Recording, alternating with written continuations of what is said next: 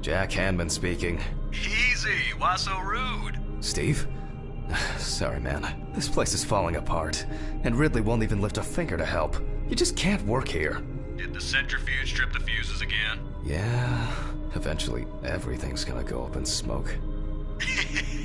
Look on the bright side. It's a free cremation with your autopsy. Jesus, stop it. That shit pisses me off. Okay, sorry, Jack. Anyway, I'm calling to ask how the autopsy's going. Soon there'll be journalists sniffing around for info, so we'd best be ready. I'll whiz through this in a couple of hours. It doesn't look like a complicated case to me. More of a formality. The report will be available in the morning. Sounds great. Thanks. Phew! How's your head? Well, my head seems better than yours. On the way to work. Holy fuck. What? What's happening? Quiet. A 3-car police convoy was involved in an accident near Pete's Bay Bridge while transporting prisoners to Orleans Parish Prison. At the moment, we do not know the exact number of victims or whether any of the convicts escaped. However, the scale of the accident indicates a large number of victims, possibly even fatal ones. Police are on their way to investigate the incident and secure the area. We know that the injured prisoners are on death row. The police were to transport them to their execution, which was to take place tomorrow morning. Many of them are very dangerous criminals. We will report on the matter on an ongoing basis, so stay tuned with us. What? Steven, was Red Pete one of the passengers? He was, wasn't he? What if he survived? Jack, I have to go. They want me on site. What if he survived? I gotta go. Talk to you later, okay? Fuck. Calm down, Jack. Pills. I need my pills. You heard him, Jack. A serious accident, yes. Nothing's going to happen.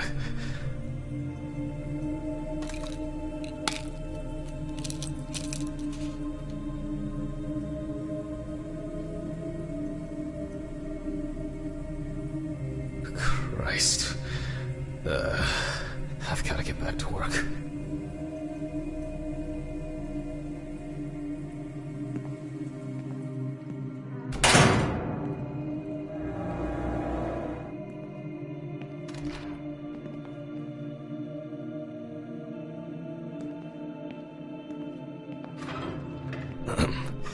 Technical break. At least I know I can pursue a career as a janitor if I need to. My own trusted... Alright, let's see if we were able to get anything out of this piece of crap.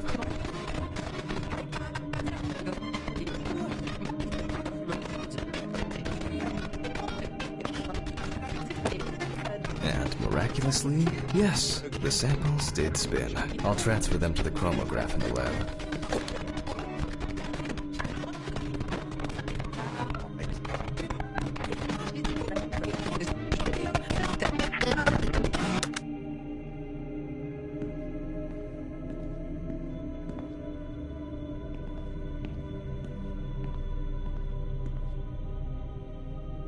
Seems to be set up and ready to go.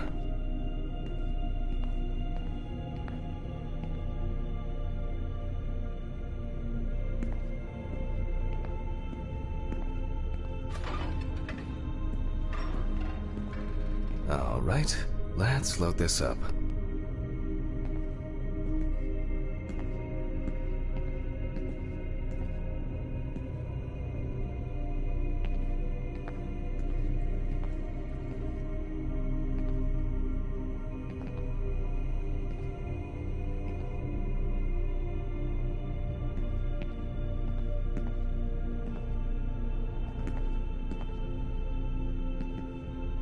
I placed the test tubes in the rack.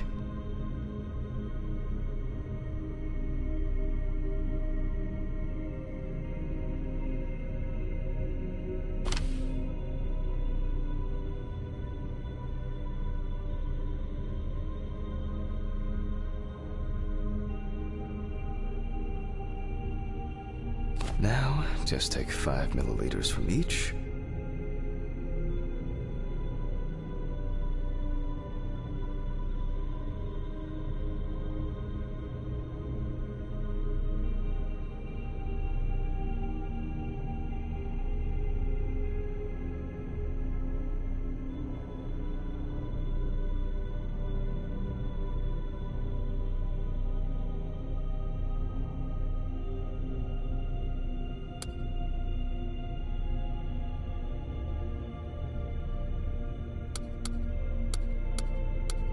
Precisely.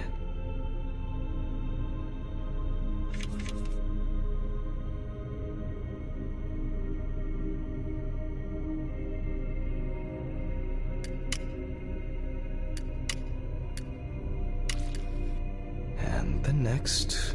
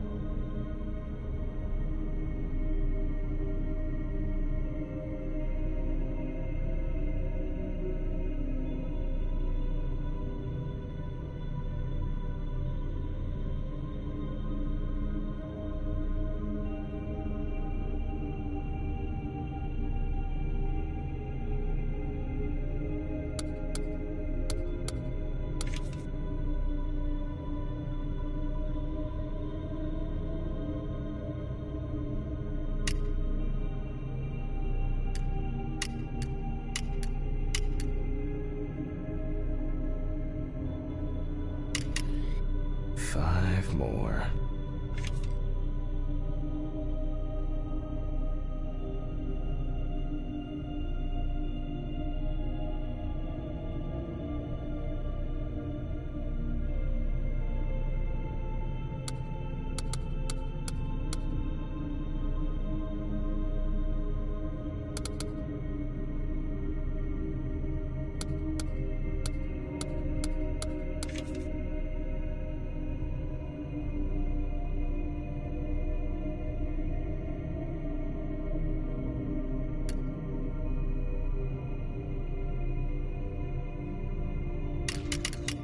We put the prepared sample into the machine.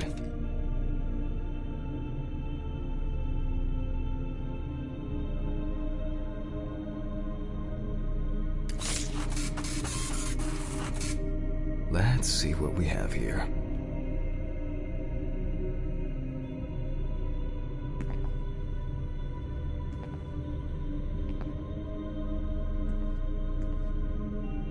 The results indicate that the deceased did consume alcohol shortly before her death.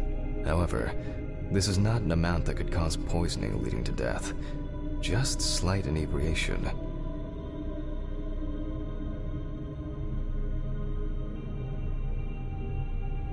I can return to the body and continue the rest of the examination.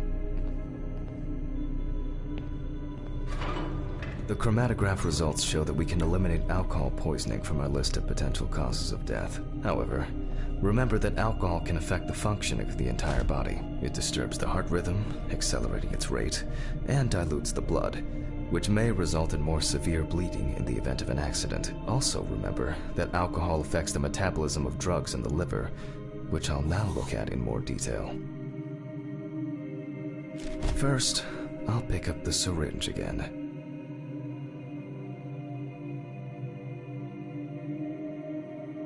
I'll take samples from the liver and the heart to test the concentration of barbiturates in the body.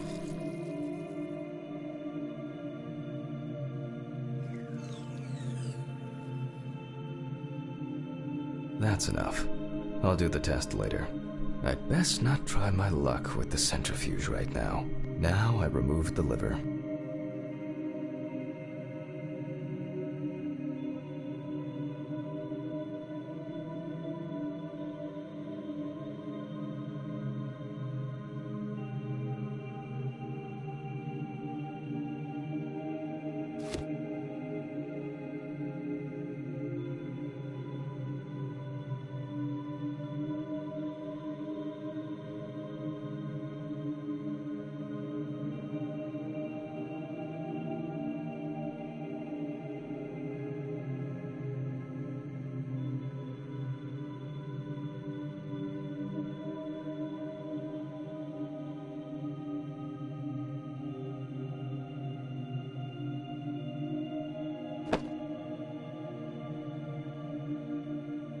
Lesions. However, it is slightly enlarged. Perhaps it's a slight inflammation or drug-induced damage. It may also be the result of the deposition of substances from drugs. Let's check the weight of the organ.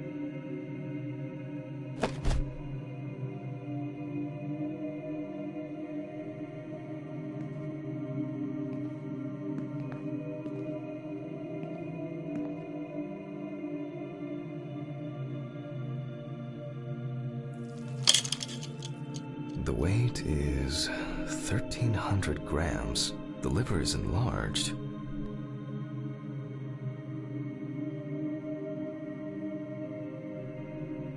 I'll move on to a cross-sectional study. Perhaps the enlargement is the result of early cancerous changes.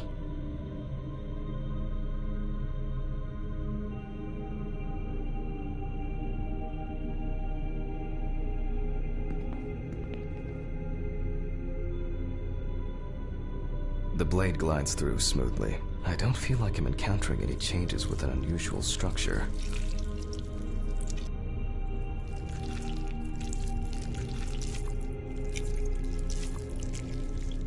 No steatosis or cirrhosis. The liver is actually quite clean inside.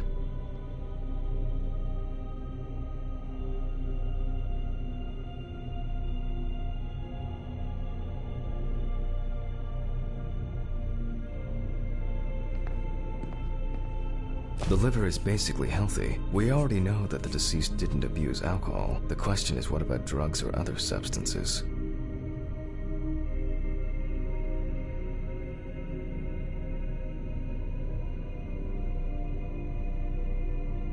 I move on to the heart.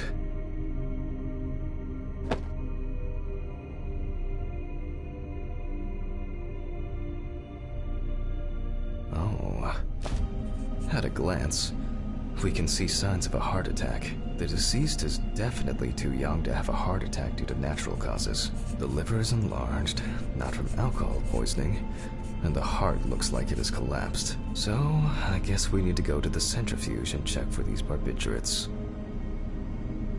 I wonder how she was able to get hold of these drugs. The last time I saw this kind of poisoning was a few years ago. He was a middle-aged guy. He took his medication and forgot about it, so he took another pill. He forgot again and took another one, and another one, until he took the last one. That's why it's better to have amnesic drugs in boxes labeled with the days of the week. This sort of thing rarely happens anymore. Doctors tend to prescribe benzodiazepines. They are safer, but still shouldn't be combined with alcohol.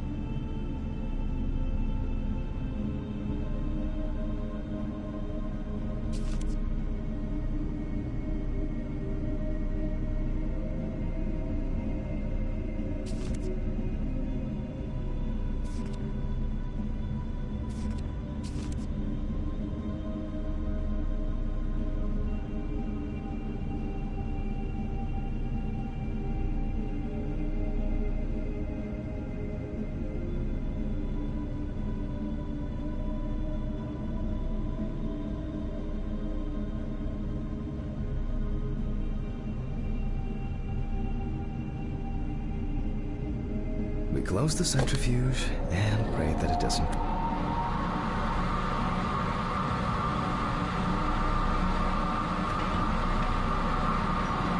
It looks like our luck is in.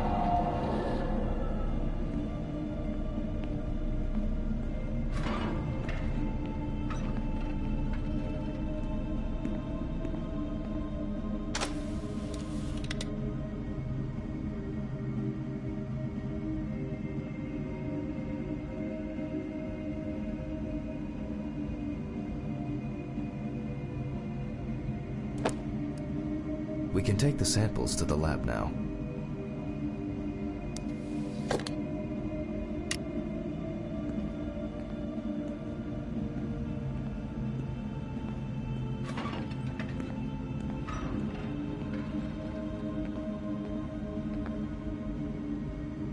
Okay, 2 samples this time. 6 milliliters each.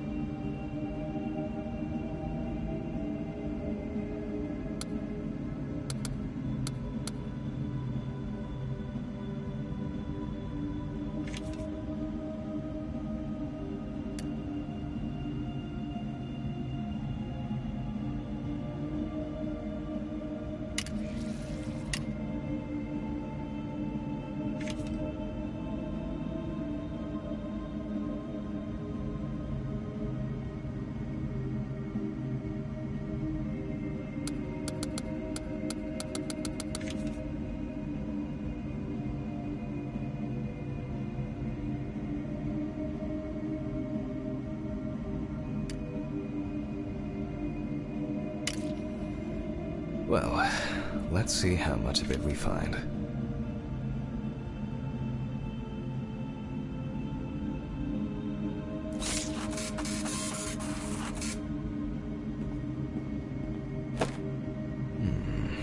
Nothing surprising. Significant amounts of phenobarbital metabolites of hepatic origin. Looks like I'll have to check the contents of the deceased's stomach.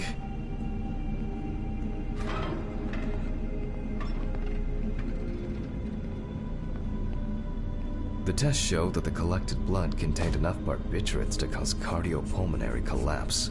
The question now is whether it was an accident or a deliberate act.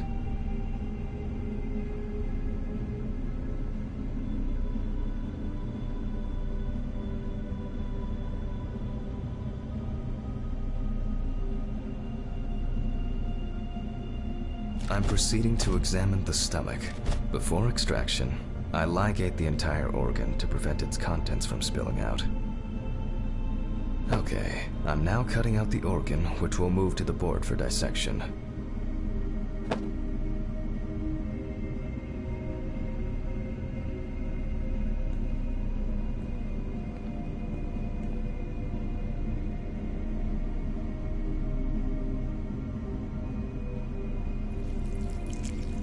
Normally, the stomach and intestines are full of surprises.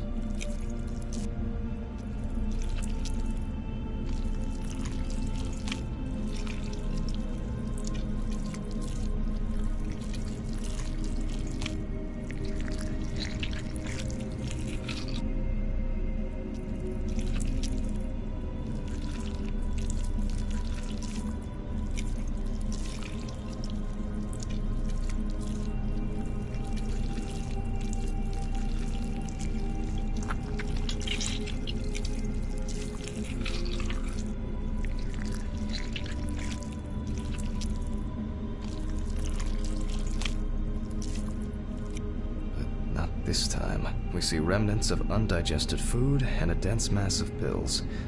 You don't take this many drugs by accident.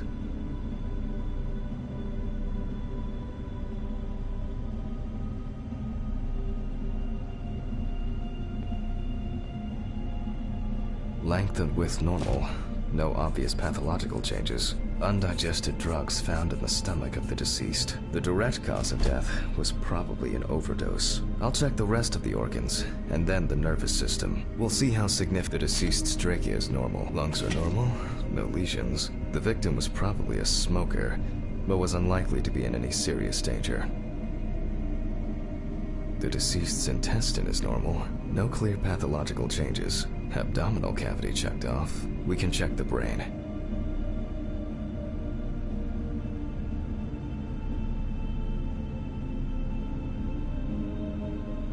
I make a cut to open the lid of the victim's skull and remove the brain.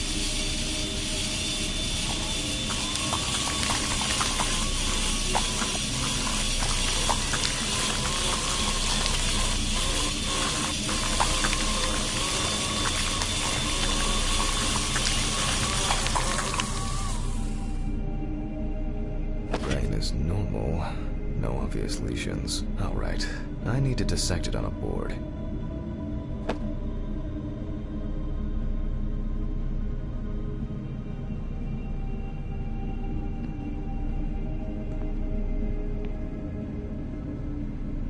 Pills. I need my pills.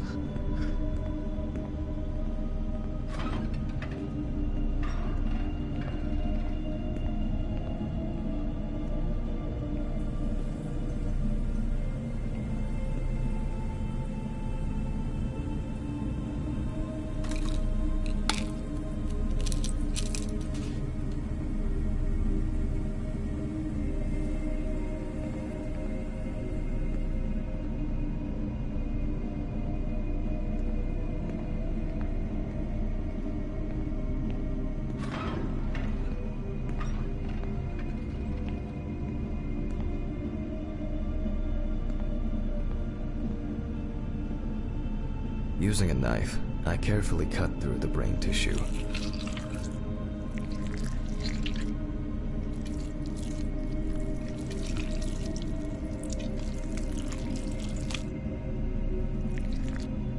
As expected, the deceased's brain is in excellent condition. No discoloration or changes due to hypoxia. There is still the matter of the marks on the neck. They look superficial, but who knows? Maybe the spinal cord has been severed.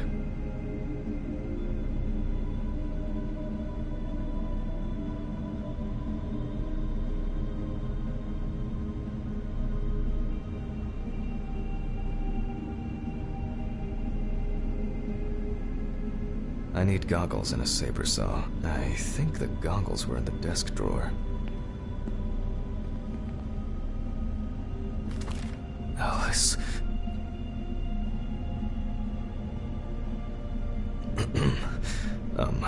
Saw. I need saw. Oh. I know. I probably left it in the basement after its last cleaning.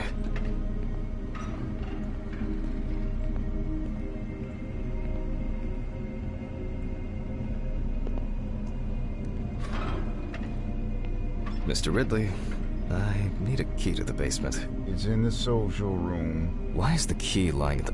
never mind. Thank you. Hey, Hammond. Did you hear about the convoy? Well, maybe you'll get a chance to relive your glory days and catch Red Beat again, huh? Let's hope there won't be any need for that.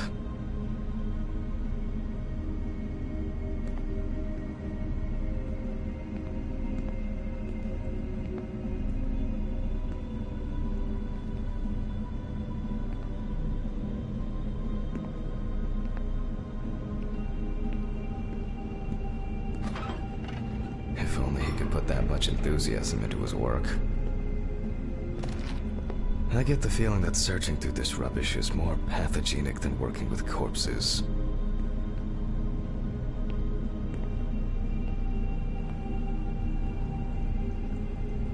Please, may this be the last trip.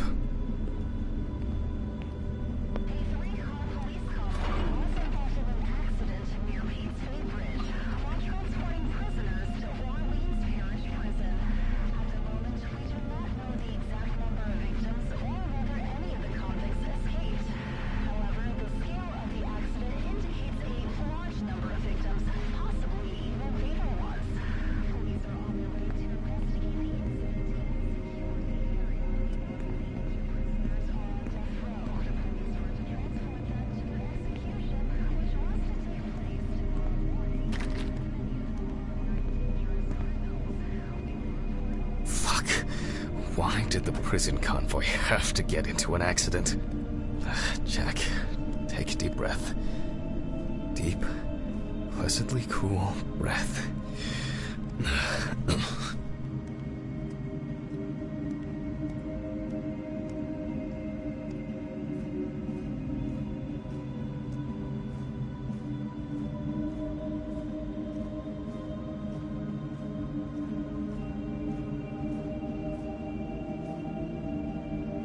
Nearly finished with the autopsy. Then you can go home and rest. I'll take this.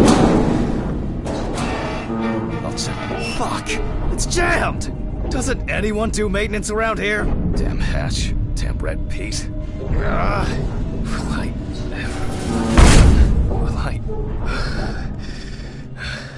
If only...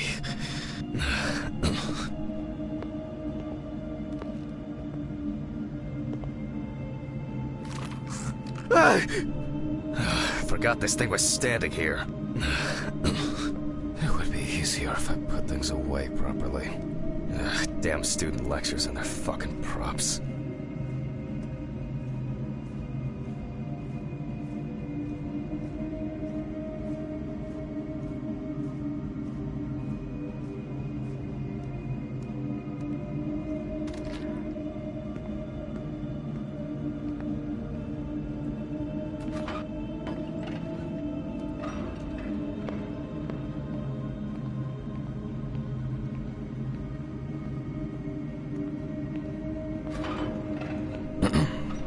Sorry for the short interruption. I hope you all took the opportunity to grab some coffee. And now that I have everything I need...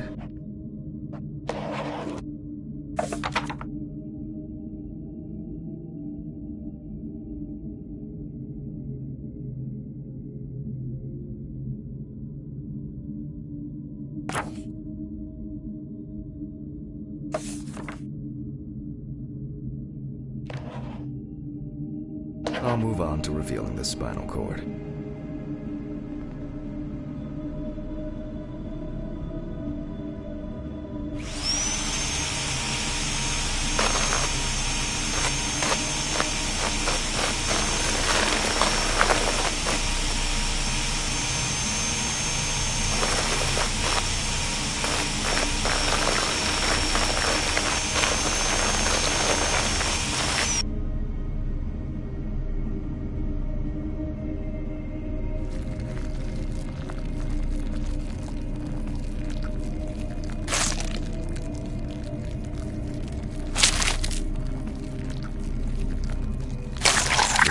Is removed.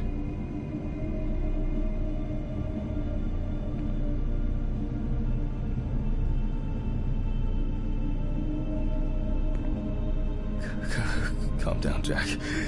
Take it easy. I need to take my pills now!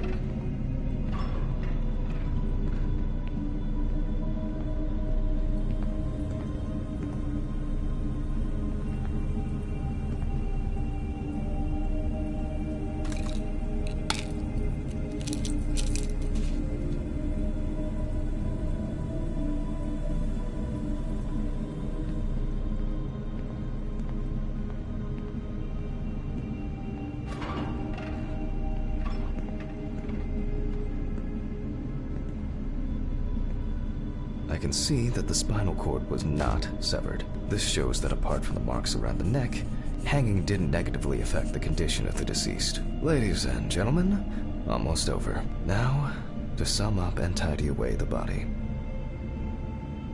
The direct cause of Samantha Barker's death was a heart attack resulting from an overdose of barbiturates. Traces found on the body suggest that the overdose was a deliberate act, following a failed attempt to hang herself.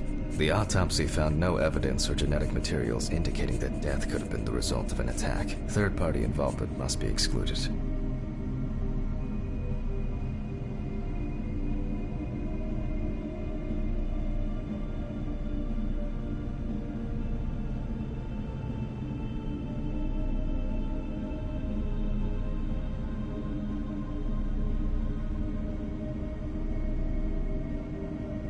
Autograph, and we can start sewing.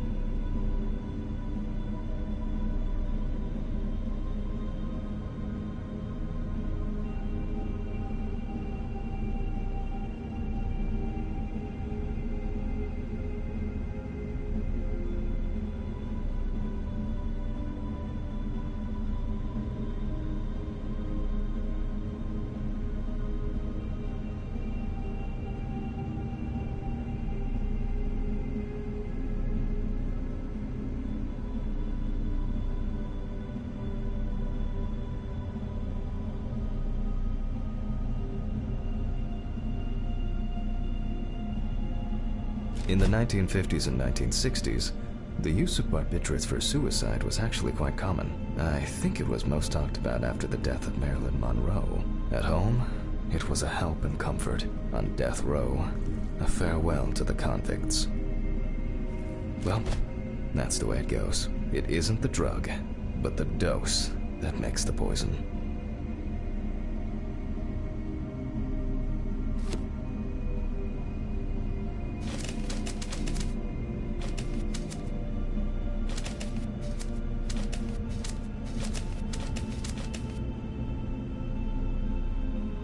Well, we're done for today. Thank you for your attention.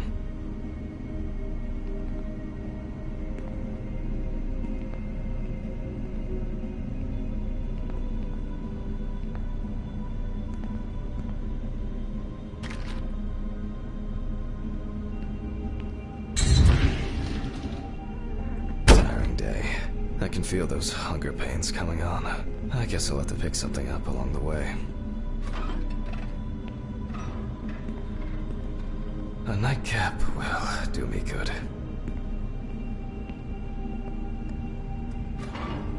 Good night, Mr. Ridley. The police will pick up the body and accompanying documentation in the morning. Sure. I guess there are actually two things in this world you can be certain of. Death and Ridley's reluctant attitude. Alright, maybe three things. My whiskey on the rocks when I get home.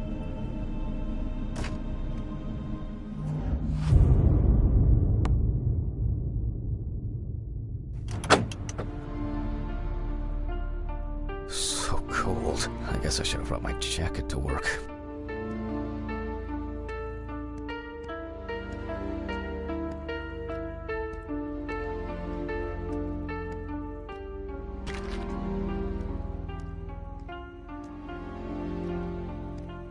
This block can be quite intimidating when it's so quiet.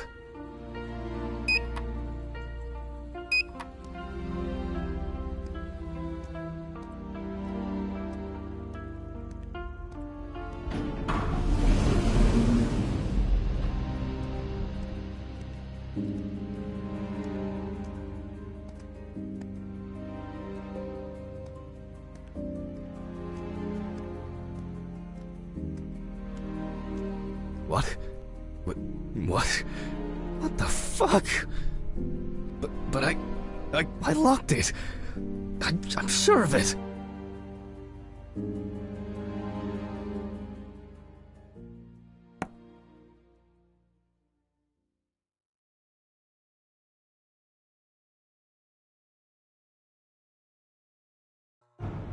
Who the fuck did this? I don't have anything valuable. Money. They must have stolen the money.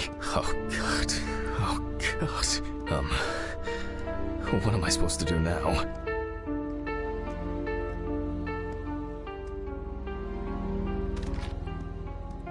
Great.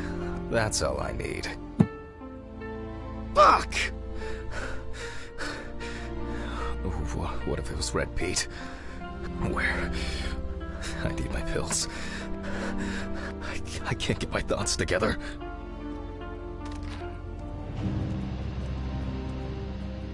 Christ, why did the neighbors not report anything? I'm calling Stephen.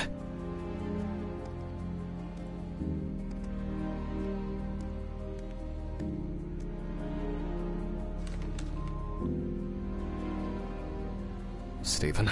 Now, Jack, I told you, I'm going for a drink with you for another night in a row. That's not why I'm ringing. Although I could do with one. Someone broke into my apartment. What? Did anyone see anything? Have you called the police yet? No, I don't think so. Anyway, no one contacted me. As for the police, I'm calling right now, officer. All right. Do you want me to head around? Look for any trace evidence? I don't know. No, I guess not. Honestly, I don't have the strength to deal with it right now. I just want to lie down. Are you sure? Because it's no trouble at all. I think so. I'm sorry. I just wanted to calm down a bit. I don't know. That's probably some stupid joke. Only money was stolen. Money? From Alice's box? Oh, fuck. Listen, I can come over. I have the key. I'll drop by, do what I need to do, and you go get some sleep. No, don't trouble yourself. Lately, I've been just so tired and distracted. I don't know. Maybe I forgot to close the apartment door on my way to work. If anything else is missing, I'll let you know and call the police. All right. Just make sure you close it tonight. If you see anything weird tomorrow, let me know. Whoever did this may be watching you. I don't think anyone is dumb enough to come back. You're probably right. Take care, Jack. If you need anything, call me. I promise I will. Thanks, Stephen. Sorry to bother you again. I've just been all over the place lately. It's not a problem. Good night, Jack. Good night. I guess I should clean this shit up. Where to start? To be honest, I could leave it like this. There you go.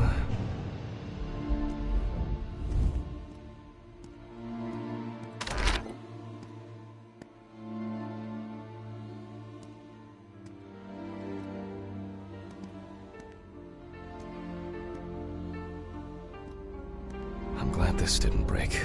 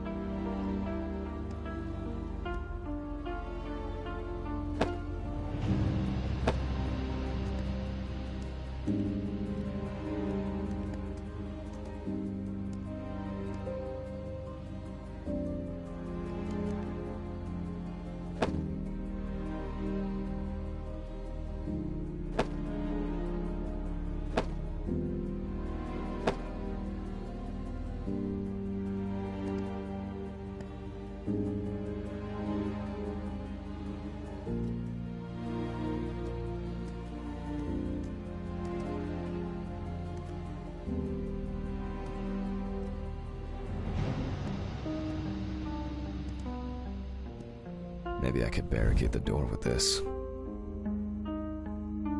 I should pack this thing away.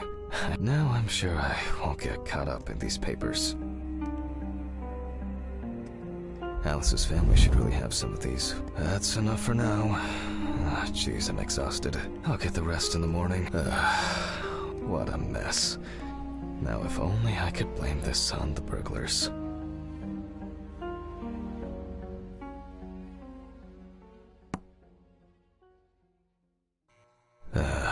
That's enough. I need to quickly change and finish getting ready.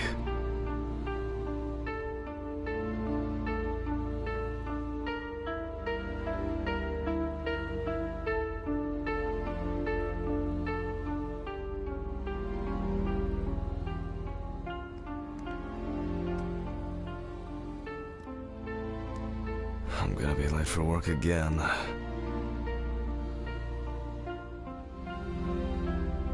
Got my keys, got my files. Check.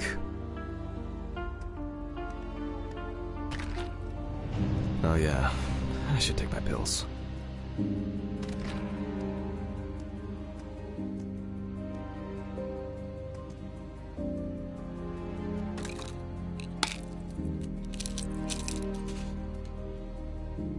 I feel like it takes me forever to finish these things.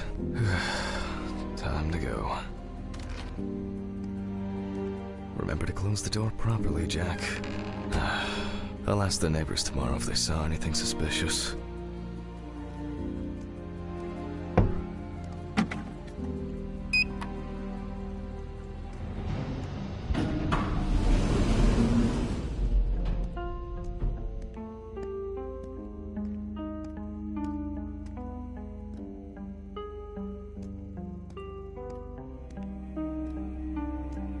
Ugh.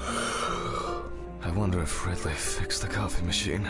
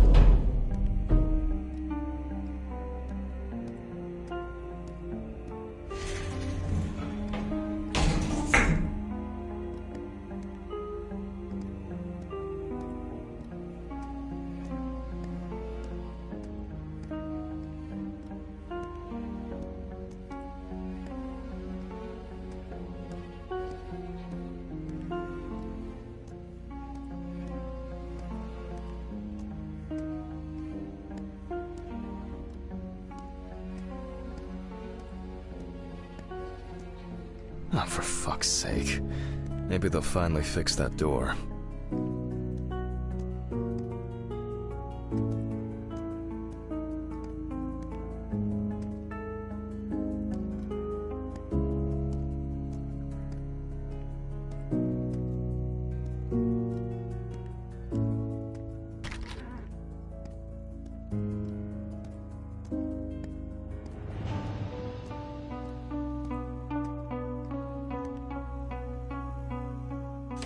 Maybe a bit optimistic. I'd better grab a coffee on the way.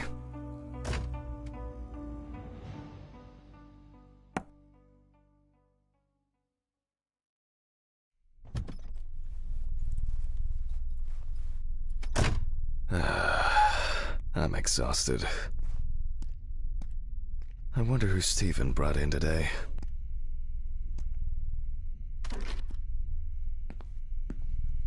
Good morning, Mr. Ridley. No, he's not here yet? No, I'll do without him. I hope he... Oh, come on. He was too lazy to even wheel the gurney to the autopsy room.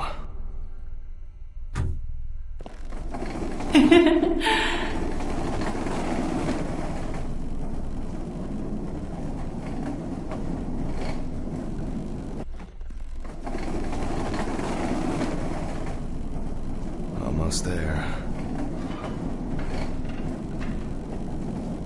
Now for the tough part. The body needs to be moved.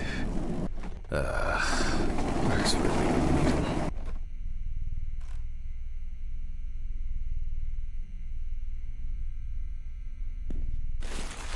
Alright. I just need some gloves and my apron. Then I can get to work.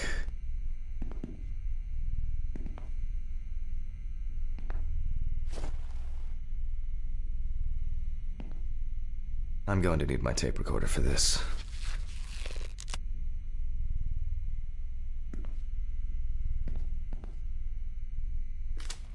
Autopsy dated November 22nd, 1991.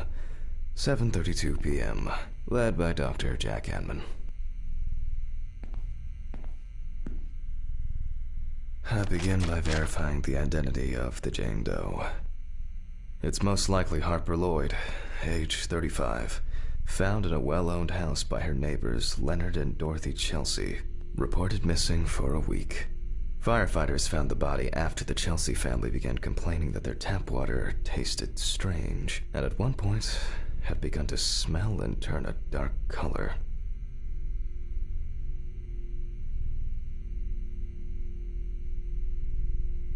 It is also known that the deceased was diagnosed with affective bipolar disorder.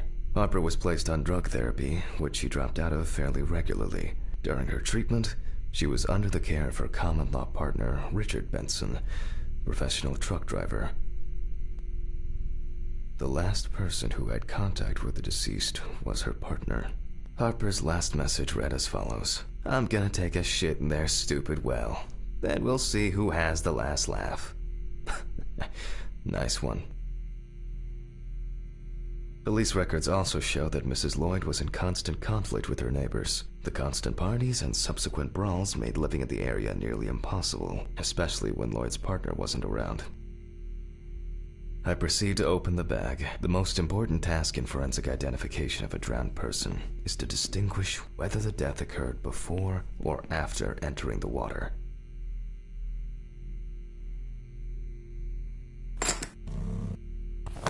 Okay, that could have been worse. I carefully removed the victim's clothes so as not to damage. The deceased was found fully clothed. One shoe was missing. I'm going to need the camera to document all possible suspicious marks.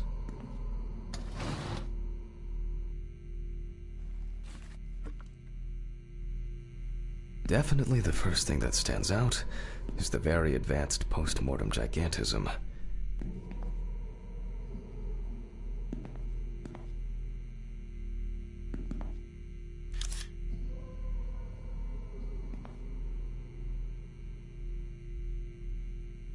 The skin of the deceased appears very delicate, smooth, and relaxed from being in the water for a long time. The whole body is extremely pale.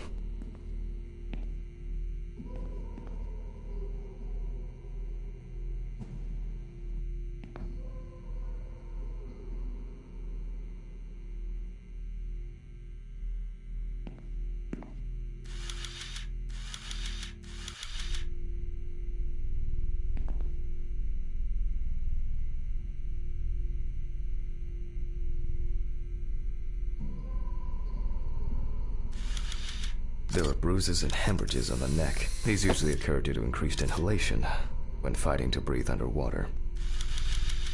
Post-mortem markings are seen on the underside of the body, that is, on the back, thighs, and calves of the deceased. It's likely that the deceased was lying on her back when she was fished out.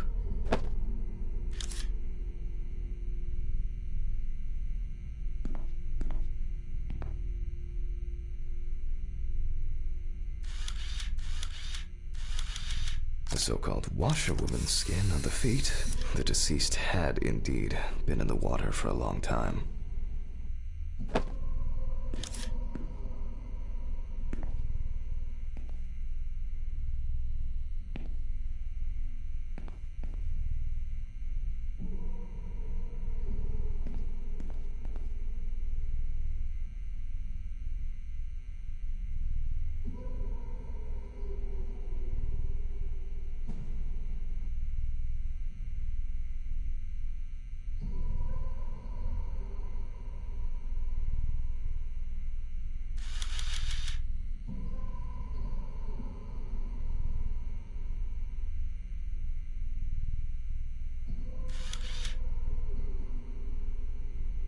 The skin on the hands can be easily separated from the body. The separation takes the form of a glove.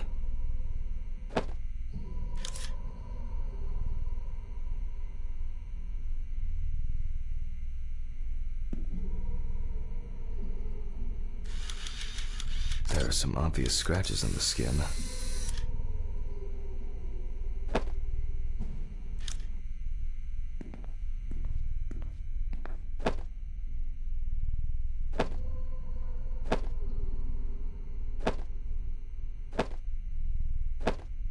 So, after the preliminary exam, it's time to take a closer look at this.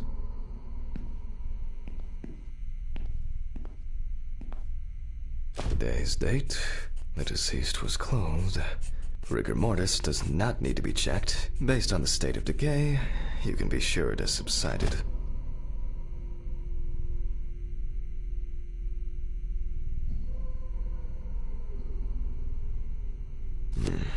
Where to start? The spots have a purplish blue-red hue, which is a typical sign of the death of the organism.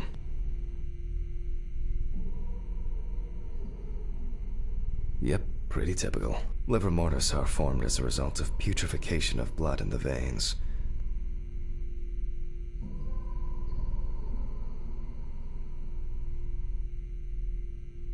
No obvious signs of struggle. The skin on the hands would have easily peeled away from the flesh. Some of the fingers have already lost their nails.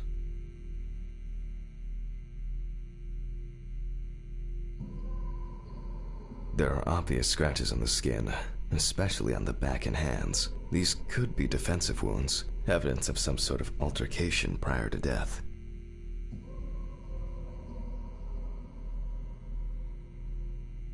We see thick, white foam in the mouth of the deceased, resulting from pulmonary edema. Foam is a characteristic in deaths due to drowning.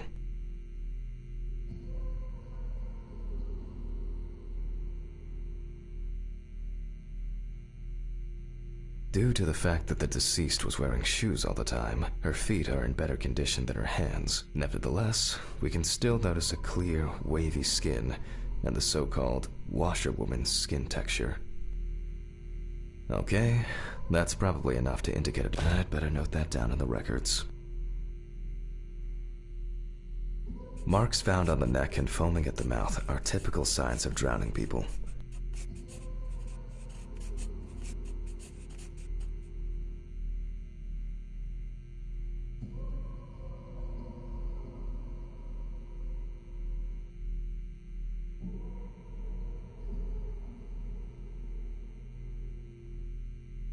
There doesn't seem to be anything unusual about this livor mortis.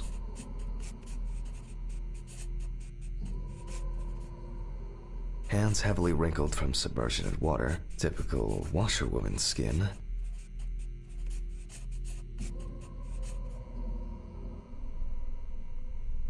Those abrasions appear relatively fresh.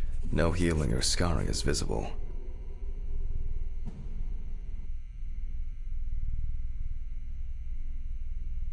Diffuse spots are caused by blood rotting in the veins.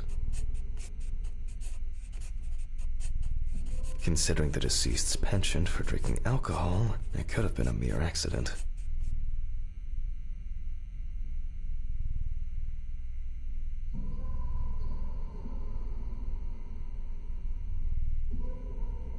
In this case, the question is, was drowning an accident or of suicidal intent?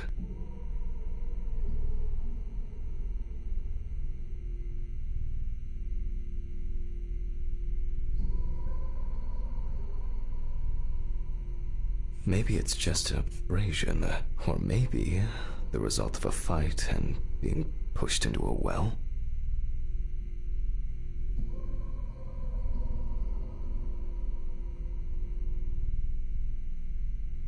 A simple trip, loss of balance, and as a result, you end up in a deep hole with no way out. Liver mortis of a different color could indicate poisoning with carbon monoxide, cyanides, or nitrates. However, this is not the case here. Fortunately, the skin on the hands didn't fall off. Otherwise, I'd have trouble identifying the deceased. Their distribution suggests that the victim was probably lying on her back when fished out of the water. That's all for now. Before I begin the dissection, I'll make sure the suggested identity is correct. The suitcase with the fingerprint equipment should be around here somewhere.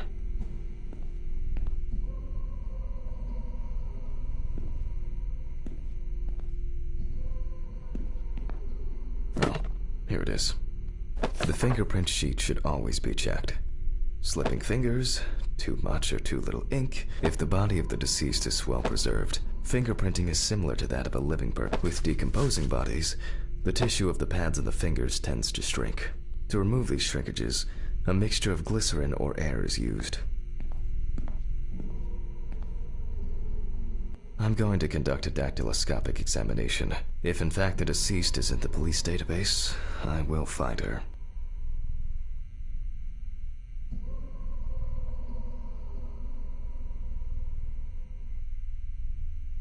Glycerin is injected successively between the nail and the skin of each finger. The substance then enters the fingertip, removing shrinkage and wrinkles.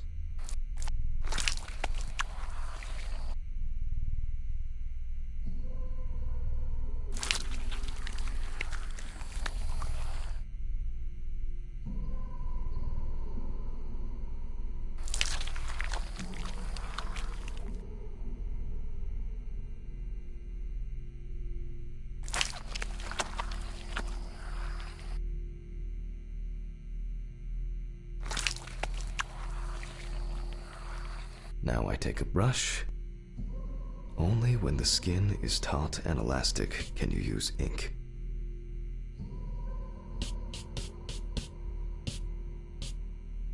I think it's enough. I'm getting fingerprint samples. In the case of drowning victims, you have to be extremely careful. The skin may fall off the hand like a glove when you take the print.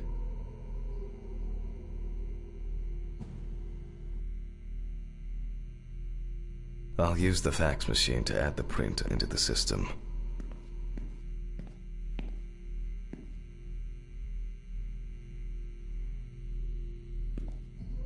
Green button, and...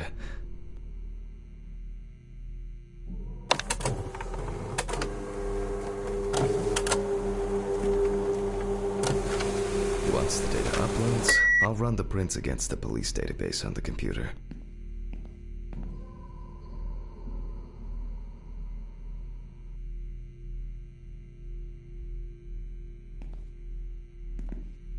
Great, the data is there. Click upload. Now, go through the database and find a matching print. Expect possible hours of fun.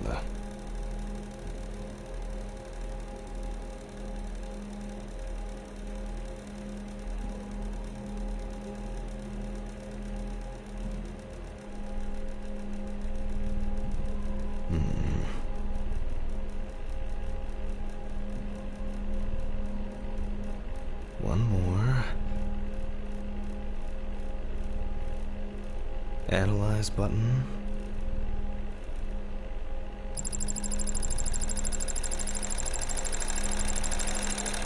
And we have a result.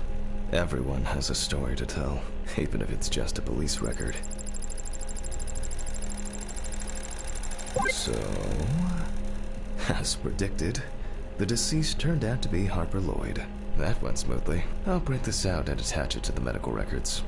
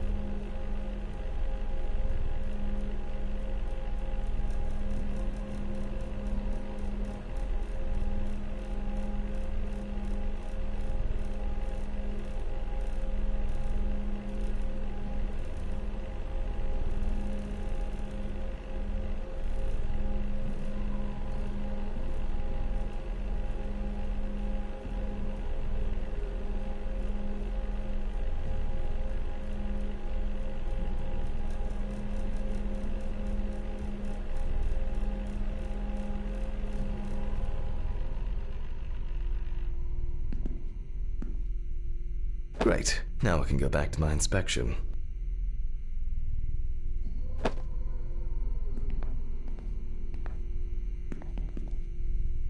I'm adding the name of the deceased. I'll start the internal examination by taking fluid from the victim's brain. A needle inserted through the nose will do the trick.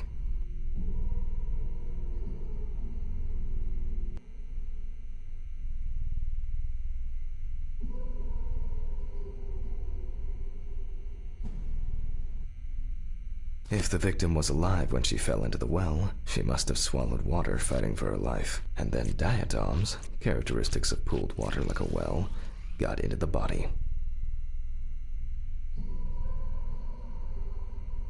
In the meantime, I'll check the sample under the microscope. I'm sure that these algae traces will be found in the samples. Now I need to adjust the knobs properly, and place the diatom in the center of the slide. Diatoms are single-celled microscopic algae.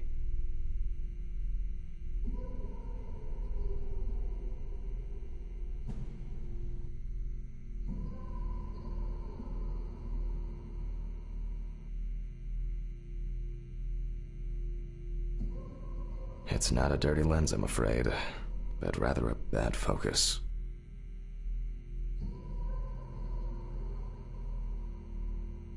I won't even notice an army of diatoms from this distance.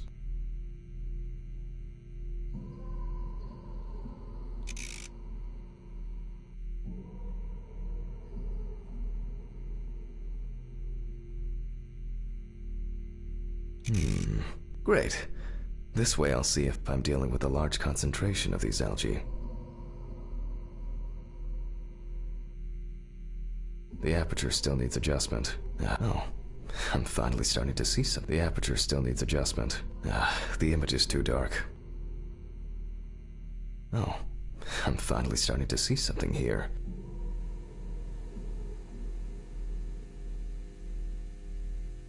Nah, too much light. I won't be able to see the diatom's transparent wall. Oh, I'm finally starting to see something here.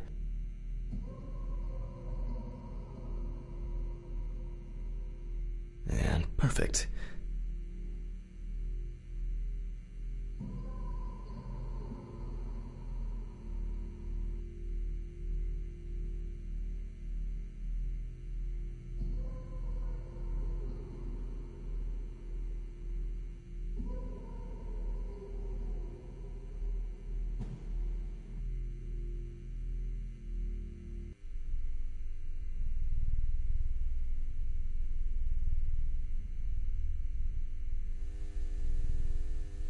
It's not a dirty lens, I'm afraid, but rather a bad focus.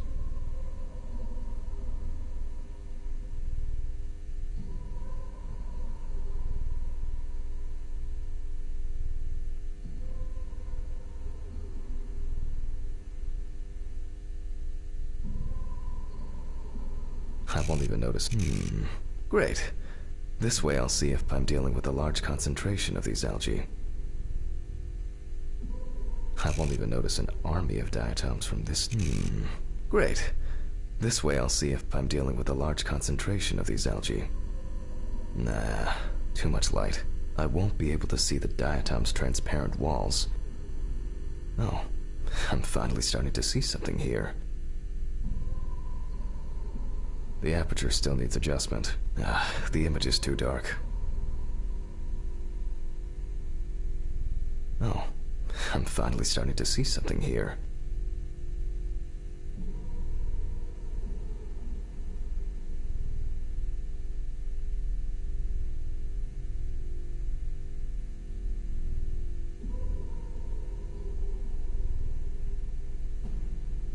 And perfect.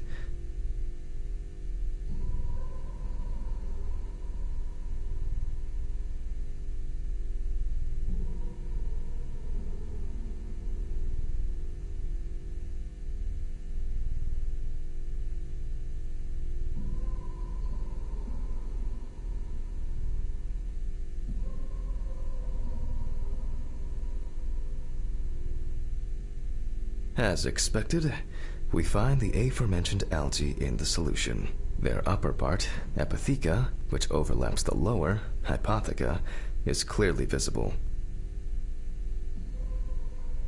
The presence of diatoms in the brain samples taken indicate that the deceased was certainly alive when she fell into the water and was possibly conscious.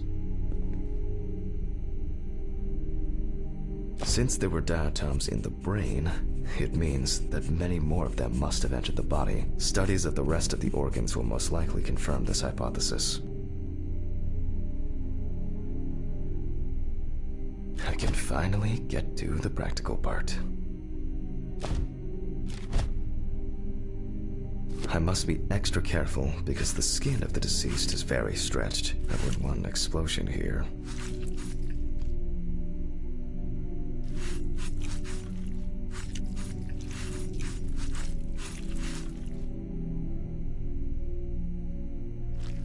You can immediately see a very large swelling of the organs. In addition, all internal organs are very congested. I proceed to remove the rib cage.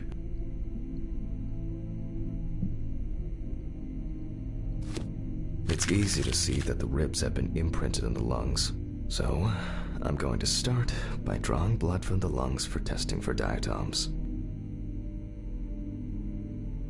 If diatoms were only present in the lungs, this would mean that the victim was placed in the well after death, and the perpetrator wanted to get rid of the corpse in this way.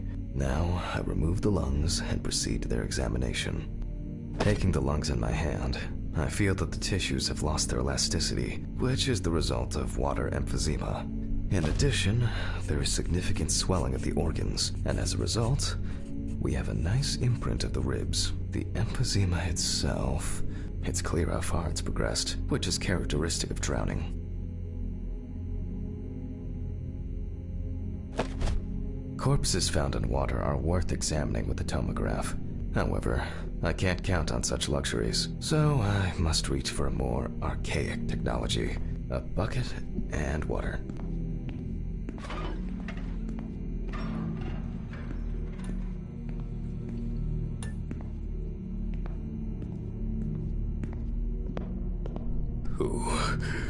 Who has anyone been here?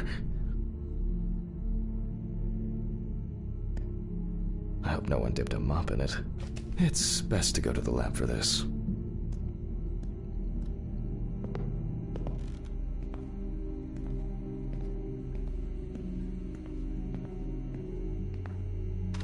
Historically, the lung float test is used to detect infanticide.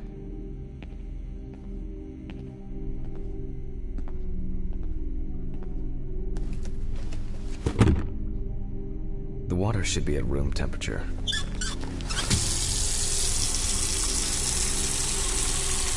That's enough. To test for this, I have to place the lungs in a container of water. This checks if there is air in the lungs. And speaking of lungs, everything is ready to bring them here.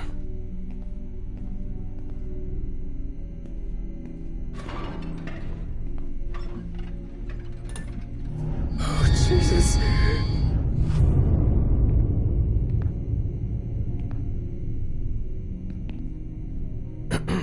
Of course, such a study isn't without flaws. Air may have entered a newborn's airways during resuscitation attempts. Gases released during decomposition could also give a false result.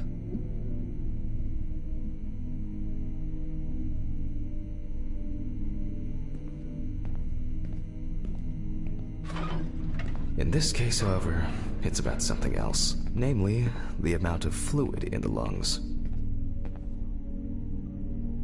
To test for this, I have to place the lungs in a container of water and wait to see if they fall or if they will float on the surface.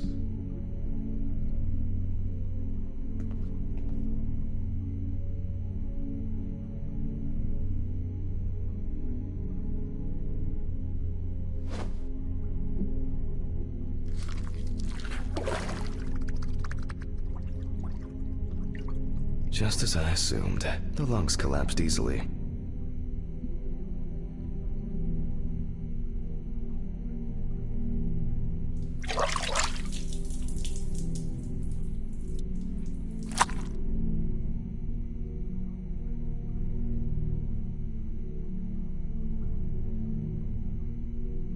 fluid could have entered the lungs during panic attempts to catch breath underwater, but it could also be the result of bacterial infections or cancer, so further investigation is needed.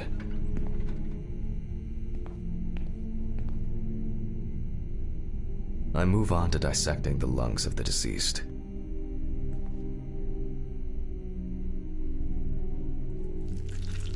You can hear the distinct, very unpleasant crackling of the tissues being cut through.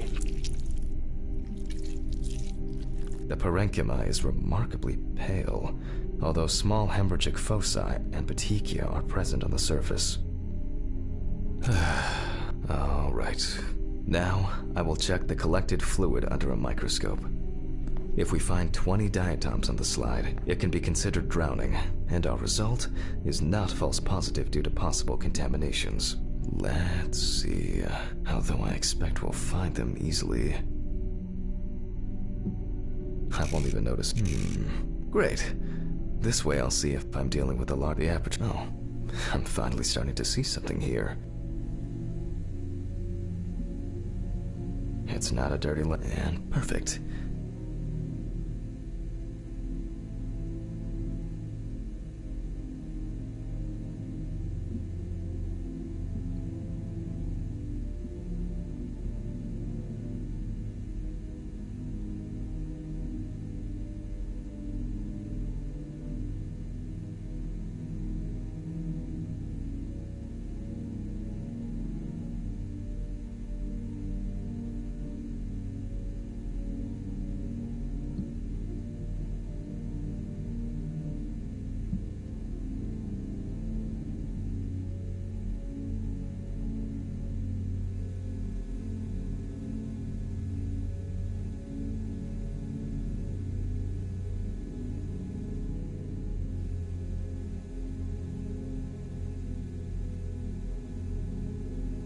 It's not a dirty lens, I'm afraid, but rather a bad focus. The aperture still needs adjustment. The image is too dark.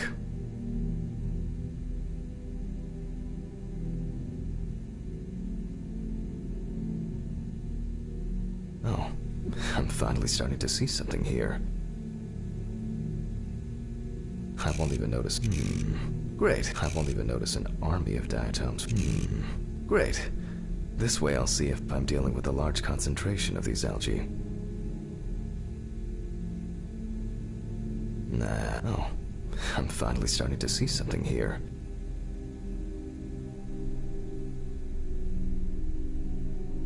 The aperture still needs adjustment. Oh, I'm finally starting to see something here.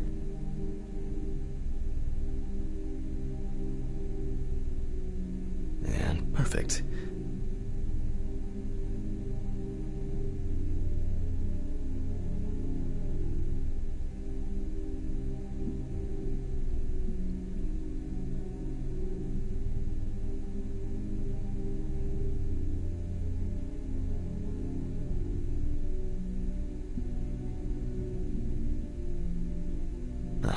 As expected, in solution, the diatoms are clearly visible. There are smaller and larger clusters of them. There will definitely be more than 20 of them. I'll make a note of all this. So far, this case looks pretty standard. It's clear from the beginning that it's drowning. Well, the procedure requires me to check everything anyway.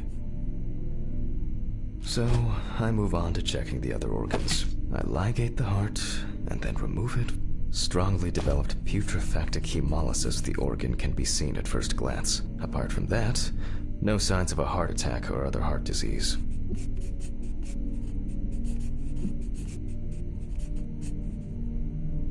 I move on to the next organ. This time, it's the liver. It's immediately apparent that the deceased didn't care for herself. Like most organs, the beginnings of cirrhosis are visible in some areas. I transfer the organ to a board and proceed to dissect.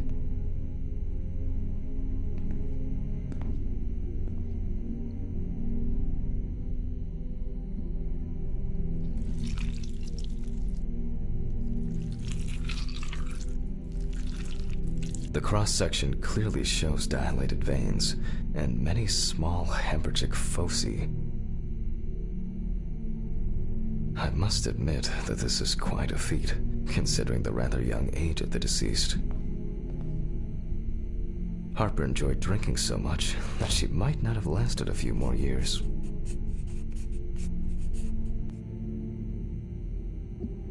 I move on to the stomach. I take a sample of the fluid for testing.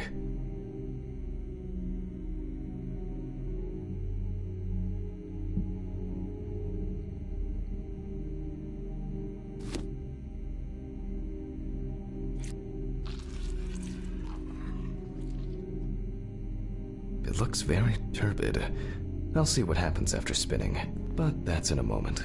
Now, I carefully ligate the organ, then cut it off. It's enlarged, probably full of putrid gases.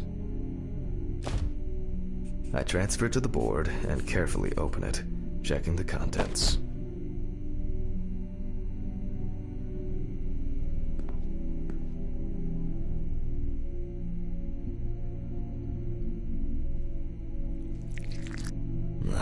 One thing you'd never get used to is how much this desk smells.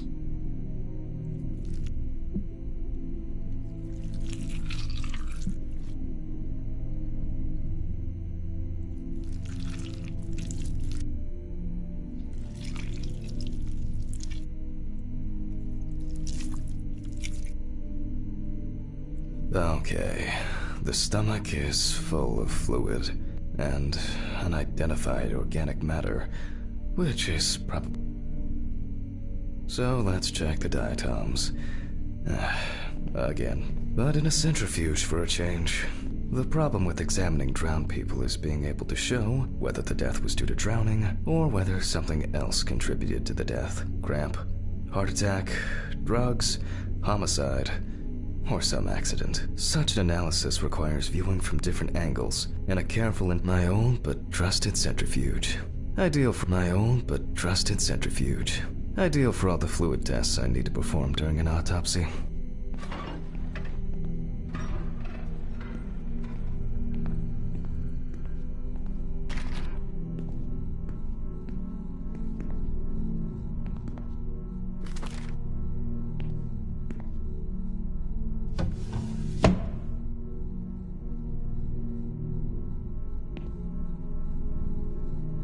Stephen didn't clean up after himself again.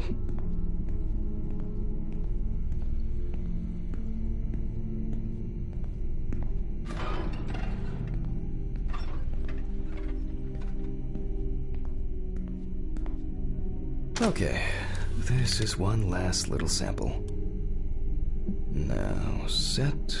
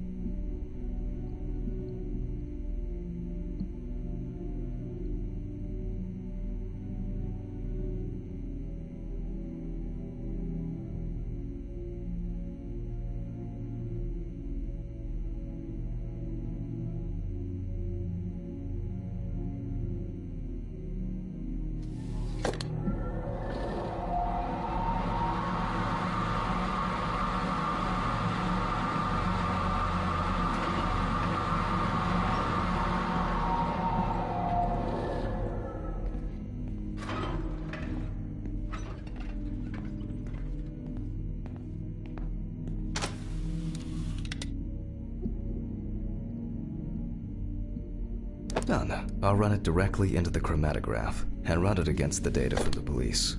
I'm certain the analysis will show similarities between the fluid and water in Chelsea's well.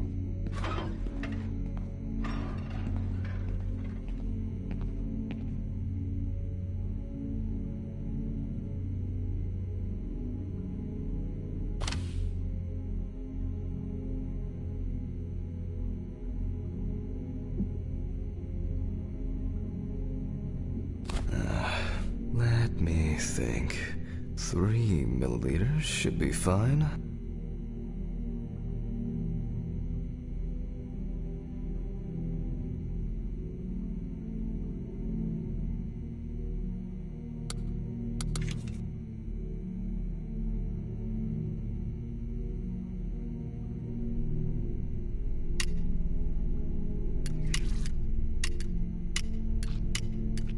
Okay, now it's the chromatograph's turn.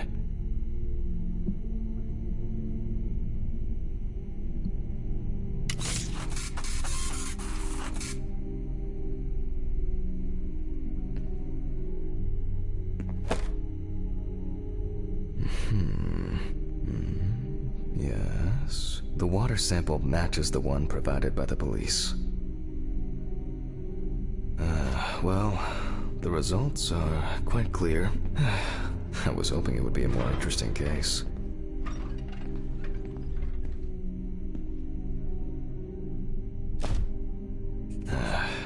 More diatoms. Analysis indicates the same origin.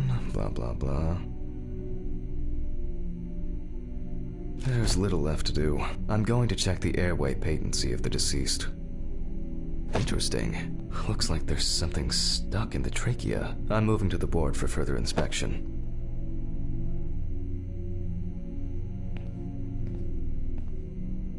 I dissect the trachea and open the organ.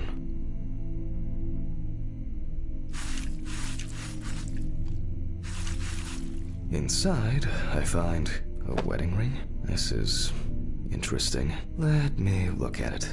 Based on the size, I can say that it's a woman's wedding ring, quite standard from the outside. There's an engraving inside. What the fuck? But this is my ring! Alice's ring!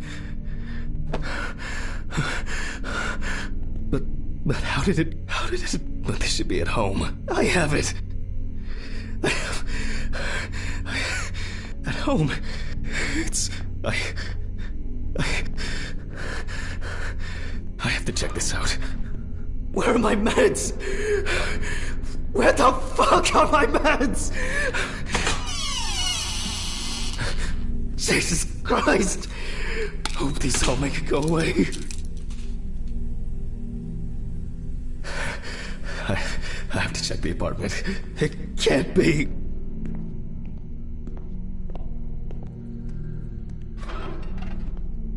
Mr. Ridley. Mr. Ridley! What's all the ruckus? I need to go home. Immediately. What? Now? I have to. Have you seen anyone here this morning? Anybody suspicious? No, there was no one. Dorothy was, but only for a moment, then she left. What's wrong with you, Hammond? Okay. Thanks. What about the corpse? I'll come back, I promise. Jesus Christ!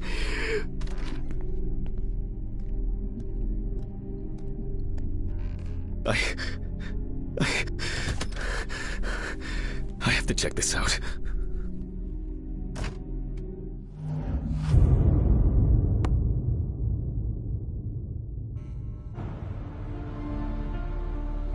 This...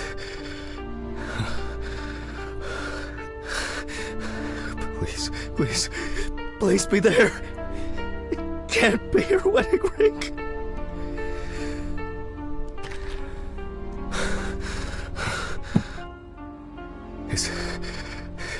It's not here. It's not. I need to go.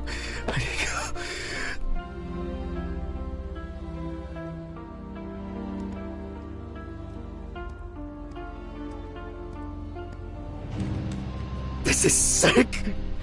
Fuck!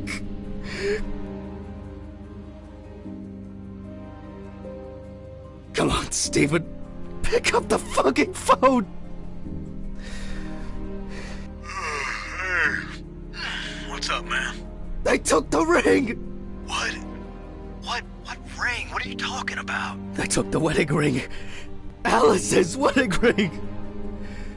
One sec. You mean burglary? You said nothing was missing. Yes, I know that! I don't know, I was jittery. Maybe I didn't notice. I don't know, but that's not the worst of it. Calm down, Jack. Breathe. What happened? I found it in the trachea of the deceased I was working on. Do you understand? I pulled it out of a dead woman's trachea! What? I don't know what's going on. You think Red Pete wants revenge? He's playing with me. Huh? I knew it. I knew it from the beginning this is going to happen. I didn't make it up!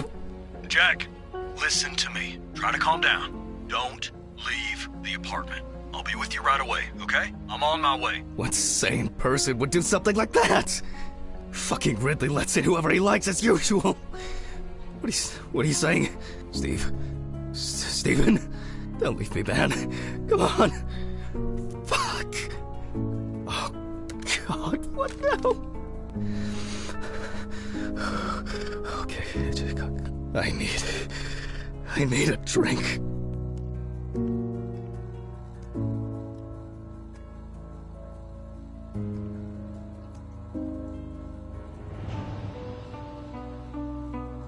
Jesus. What's going on?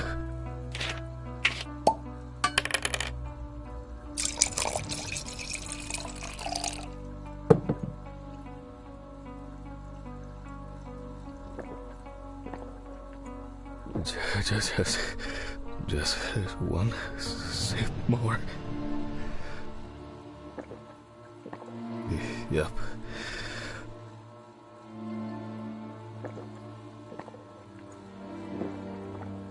Jesus.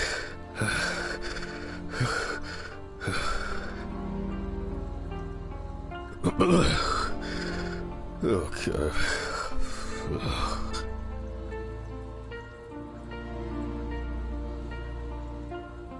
Yep. Okay.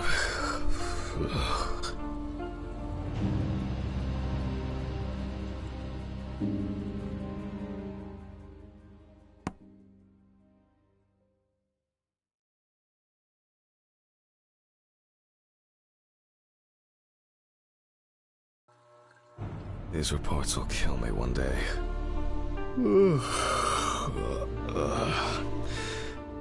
It's time to go to work.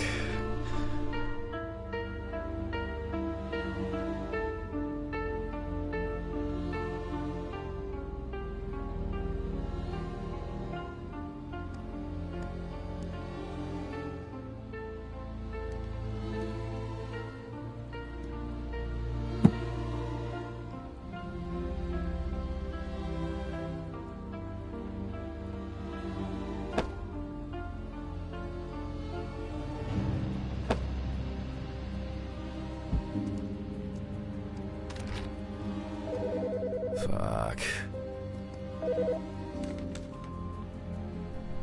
Yes. Hi, this is Charlotte. I guess I interrupted you again? Oh, hi. No, I just... I wrote reports in those last sections, and I was just about to leave for work. I always know when to call. Yeah, definitely. What's up? How are you? I'm good, thanks. What about you? Okay, nothing new. I had a few days off. Oh, that's nice. Then... Did you have a moment to look for something for me? Something for you? Well, the photo with, the photo I asked you for? It hasn't come yet? Oh, sorry, but I said it a week ago. No, not yet. Maybe I'm too impatient. I'm sorry for rushing you. You have so much on your mind, I thought maybe you forgot. It's okay. No worries. With my pills, Pills. I almost forgot to take my pills. So you see... Yeah. I have to go now. Yes, sure. Let me know if you still haven't received the letter. Then I'll try... well, maybe I'll find something else. Oh, really? Could you? That... It would be great if you could. Really. Yes. I know it means a lot to you. Well, I won't hold you any longer. Thanks. Bye. Bye. Take care. Bye.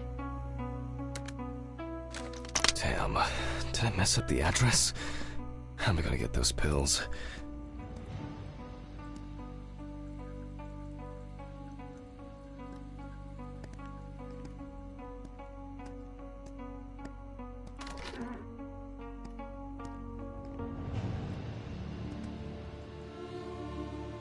Maybe I should invite Charlotte to do something herself.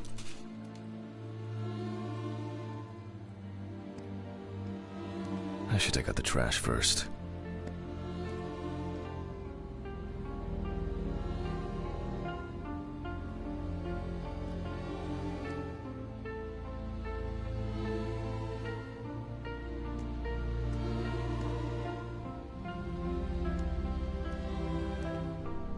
Ugh, why is it so wet?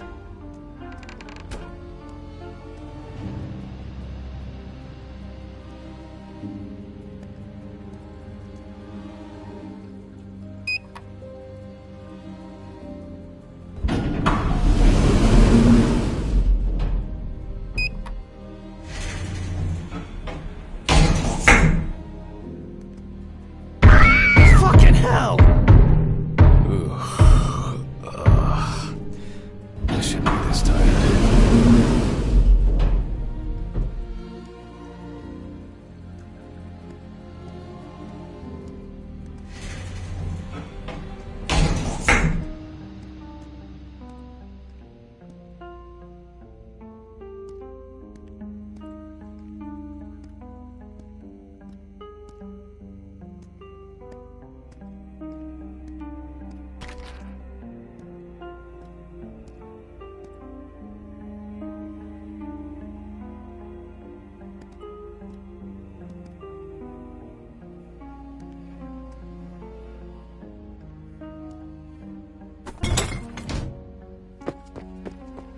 You disgust me.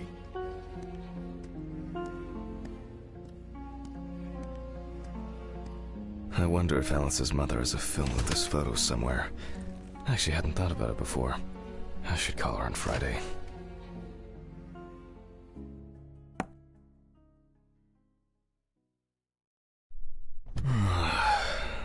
Oh, God. Why do I like sleeping so much? Huh? It's just me, Jack.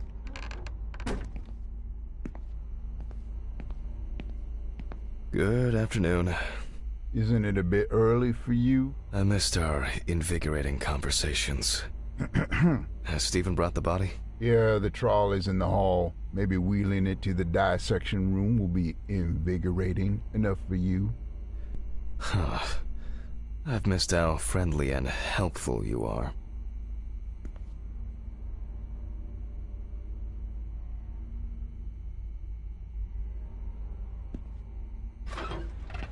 I think I'll get straight to work on this one. Focusing on something will do me some good.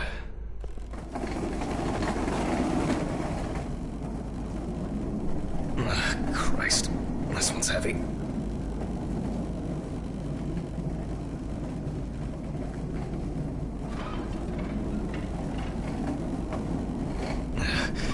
Hey, Mr. Ridley, I need help. I can't lift this bag myself.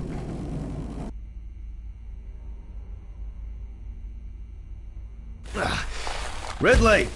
Ugh, wasn't easy, but at least I can start.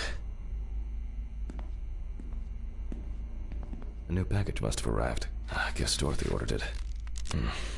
I think I'll skip recording a video for the students today. They don't need to see me and the body. Ugh. And they'll still have the accompanying photos anyway.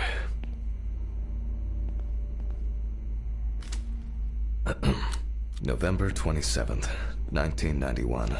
James Evans Jr., also known as Jesse. Age about 30, Weight, 130 kilograms.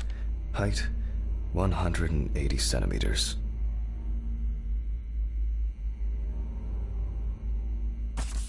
Evans had previously been convicted of possession of stolen goods, robberies, and drug trafficking. The body was found naked and mutilated.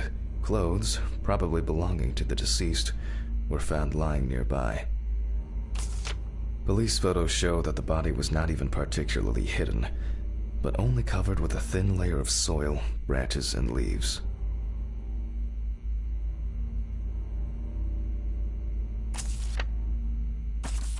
The body was found inadvertently in the woods near Peetsville. The dogs picked up the scent while searching for a missing boy. The deceased's father, James Evans Sr., is a local businessman. Sounds disturbing.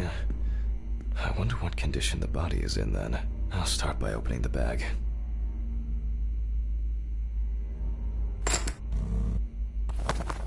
Oh, fuck. I didn't expect this level of mutilation. This is going to be a dirty job. I'll check through the bag the police left.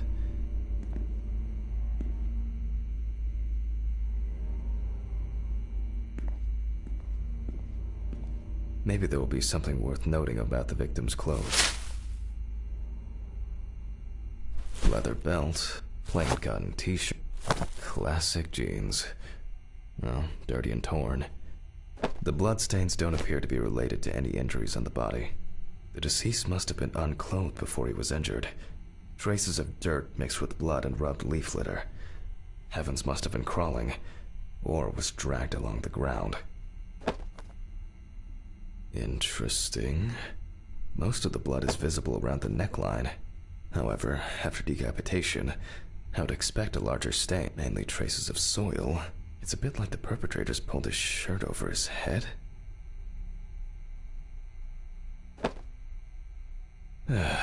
Certainly not my style. Traces of blood and plasma.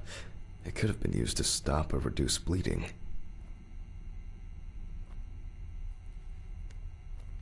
Is this?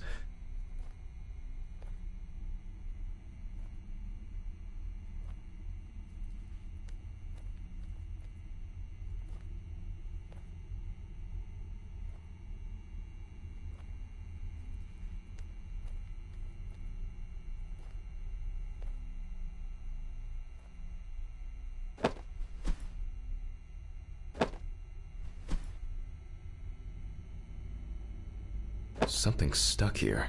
It looks like some kind of ecdysis? Scale?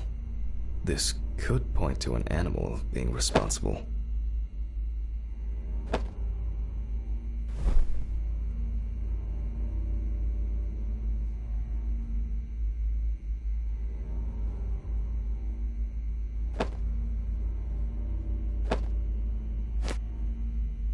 A lighter.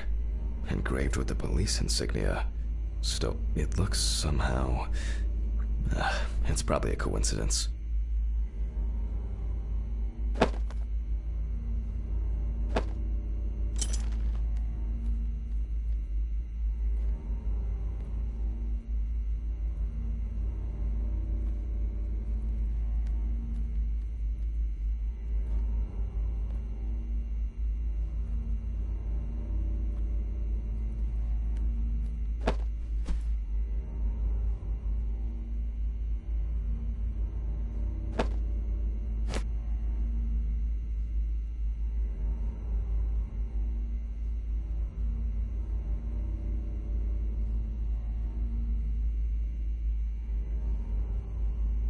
And here, another animal souvenir.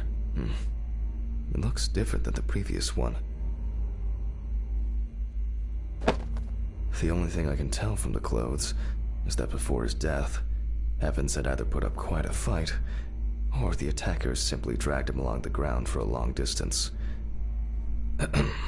Okay, I'll take a look at the scales.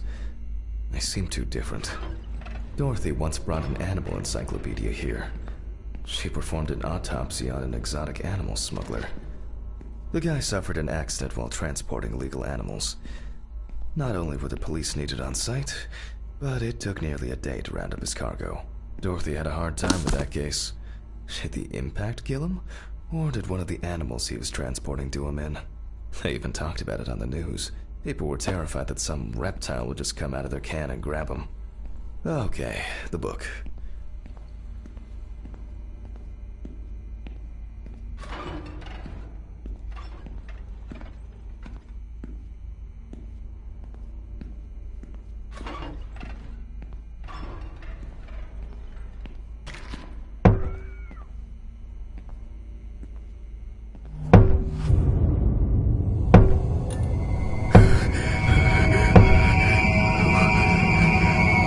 This. All right. Oh, which page was it? Local wildlife. I bet I'll find something here.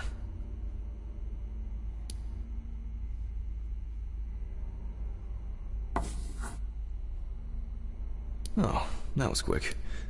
I wouldn't expect anything else. Not this area, but who knows? Nile crocodile. What kind is this? Ah, saltwater. Oh, yes. This turtle turned out to be a killer.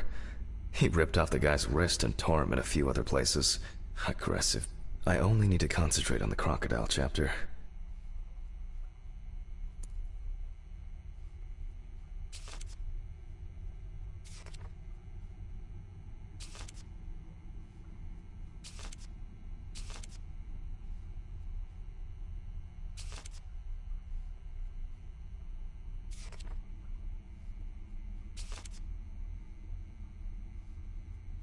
No way.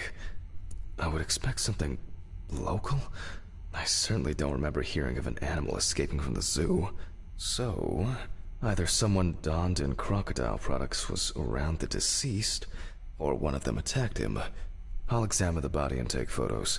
If an animal attacked him, there'll be traces.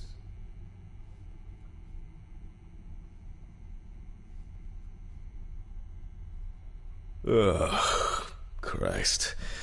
Why am I so tired? Some coffee would be nice. What was I supposed to... Ah, the pictures. I'll have to show them to Dorothy.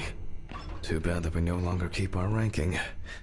With something like that, I would come out on top. There's been a case like this for a long, long time.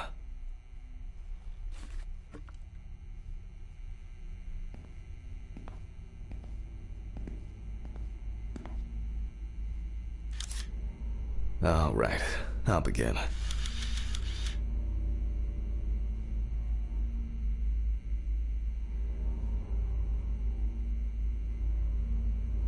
The deceased's skin is smooth and taut. This suggests an advanced stage of decomposition of the corpse.